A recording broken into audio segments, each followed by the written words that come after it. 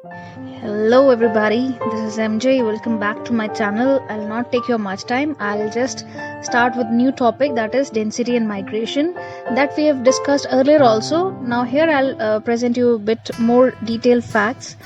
And yes, without further ado, I'll want to continue. But before that, please do subscribe and do watch this video till the end. Please do that. And if you like that, you can thumbs up, give that thumbs up. Or if you want to comment that what should I add, or what should be my another topic, or you want me to add another topic, or anything that you want to share, you can write down in comment section.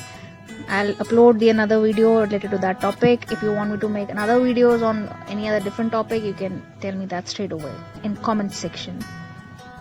So my topic is density and migration. As we all know that migration is movement of people from one place to another in layman's language.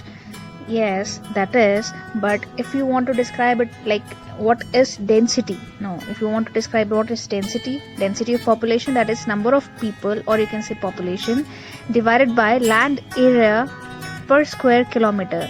Sometimes what happen, people generally know this definition or formula, but they tend to forget this per square kilometer. They do not write in their examination, and that's the reason maybe it will come for 1 marks, or generally it happens, examiner may ask you that what is the formula of density of population. So it's population divided by land area. Don't forget to write per square kilometer as well. Now the next is factors influencing distribution of population, right? So there are many factors that influence the distribution of population.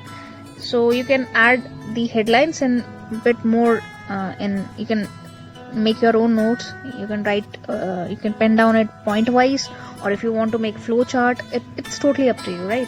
So factors are geographical factors, economic factors, social and cultural factors. If you talk about geographical factors, then you can say that availability of water, landforms, climate, terrain, soil, etc. These are the factors that you can link that to with geographical features. Then comes economic factors like minerals, urbanization, industrialization, evolution of settled agriculture and agriculture development. These comes under economic factors. And if we talk about social and cultural factors, then all the traditions, that linguistic composition, etc., they covers the area of social and cultural factors, right? So yes, continuing. So if somebody asks you that what is the density of population in India, that is of course 313 square kilometer divided by, like, India is third amongst the most densely populated countries of Asia. After China, you can say that, yes, we all know. But densely, if you talk about density, yes, India comes third, and second most population country in the world, as we all know. And population data collected every 10 years, that we've discussed earlier also in first chapter. And then first population census conducted in 1872, and first complete census was conducted in 1881, but 1951 was independent India when census was actually conducted, and that we've discussed this in previous section, but more briefing or more detail here, I'm explaining a bit more here. Then comes density. Crude measures of human and land relationship. Then physiological density, you can say that it's total population divided by net cultivated area. Then agriculture density. What do you mean by agriculture density? Total agriculture divided by net cultivable area is known as agriculture density. So total agriculture population divided by net cultivable area is known as agricultural density. Agricultural population, it differs bit. It is cultivars, agricultural laborers and their family members are considered or comes under agricultural population. Then comes migration in India. As we all know, census it holds every after 10 years. Then what is lifetime migrant, right? So place of birth, if place of birth is different from place to enumeration, is termed as lifetime migration. And migrant by place of residence is, if place of last residence is different from place of enumeration, it is termed as migrant by place of residence. Then what are the types of migration? Of course, internal, external or international, you can say that. Internal migration is like rural to rural area, you can say that rural to rural, rural to urban, urban to urban, urban to rural. That we've discussed earlier also, but here I'm just giving you more detail. And that is that can be dominated by females or related to marriage. Sometimes it happens that females generally tend to move outside of their home and their states as well due to marriage, etc.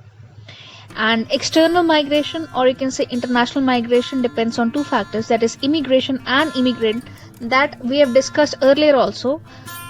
So, and definition you can check out. Definitely you should check my previous video, you'll find out there. And spatial variation is like highest inflow and then outflow. That depends, that in UP and Bihar you'll find that more of people are traveling from here and there, whereas you can see in Maharashtra, that we have discussed earlier also, that in Delhi, Gujarat, Haryana, the people from small states generally tend to move out in search of job. They'll go to megapolis or generally tend to shift in big states like Maharashtra, Delhi, Gujarat, Haryana. These are the urban areas generally. So 2.3 million, it has increased now, but yes, it's a raw fact. It can, if you want to add in your answer sheet, it will be helpful. It depends that whether you write in points or you make a flow chart. It totally depends on you. Then comes, what are the consequences of it, migration? Like what are the consequences of migration, or we can say the consequences, like economic consequences are there, demographic consequences are there, social consequences definitely are there, environmental perspective should not be ignored, and others.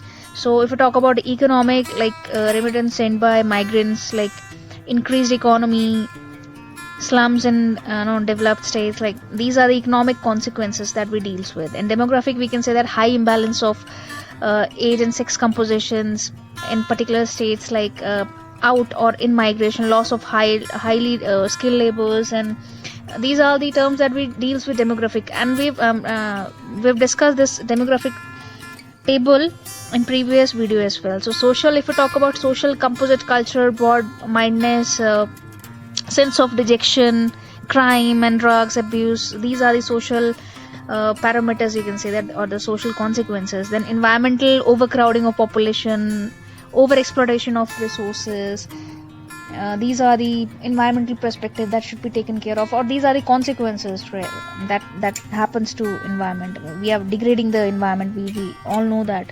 And then others we can say that status of women and men differs, men and women, extra physical and mental pressure on men, and then in vice versa as well. I mean, it happens for both. And if we talk about women, increases autonomy, increases vulnerability. Females are not really given as much as freedom that as compared to men. So we can include this in other you can say that other factors, these are the other consequences of it. Then if we talk about population change, generally it happens that low population growth is seen in developed countries, and economic development as compared to if we compare to low population growth, that you will see more of a low population there in where the developed countries are there. On vice versa, high population growth you will see in more underdeveloped countries or the less developed countries, you can say that. Then economic development is lambda divided 1. The formula is 1 divided by population growth. Then small annual rate applied to large population, large change. Increase in infant mortality rate, decrease in infant mortality rate, and it is a huge change, large change that happens. Then population control measures. Thomas Malthus, he was an economist in 1793. He gave a theory, you can say that population theory. It is very famously known as, worldwide it is very famously known as Malthus population theory. So he said number of population would increase faster than food of supply. And what does that mean economically? That geometrically he said that there would be shortage of food as compared to this as compared to population. So the population is increasing very fast. On the other side, the rate of food supply or food is less as compared to population. Remember, it was a Malthusian theory of population, and it is very, very important, and it's really known to everyone who has bit knowledge, they know about Malthus. Family planning, propaganda, free availability of contraceptives, tax disincentives for large families, etc.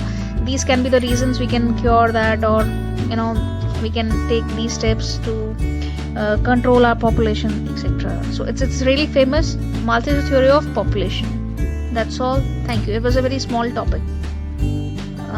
That's all. Thank you. If you liked it, please give thumbs up, and if you want me to upload another video on different topic, please do comment and do subscribe. That's all. Signing off. MJ, take care. Bye bye.